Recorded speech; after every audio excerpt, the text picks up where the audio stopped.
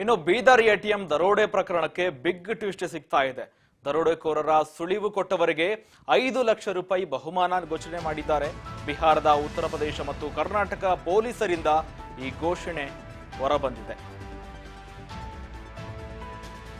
Bidar ATM ದರೋಡೆ ಪ್ರಕರಣಕ್ಕೆ ದರೋಡೆಕೋರರ ಸುಳಿವು ಕೊಟ್ಟವರಿಗೆ 5 ಲಕ್ಷ ರೂಪಾಯಿ ಬಹುಮಾನ.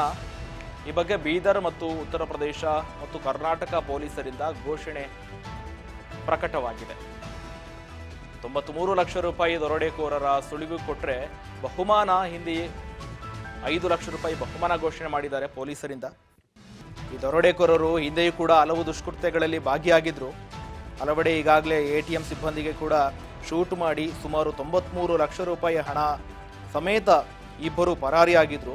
ಈಗ ಬೀದರ್ನಲ್ಲಿ ಈ ಘಟನೆ ನಡೆದು ಇಂದಿಗೆ ಸುಮಾರು 1 ತಿಂಗಳಾಗ್ತಾ ಇದೆ. ಇದೀಗ ಖದೀಮರ ಸುಳಿವು ಯಾವುದೇ ಕಾರಣಕ್ಕೂ ಪತ್ತೆಯಾಗಿಲ್ಲ.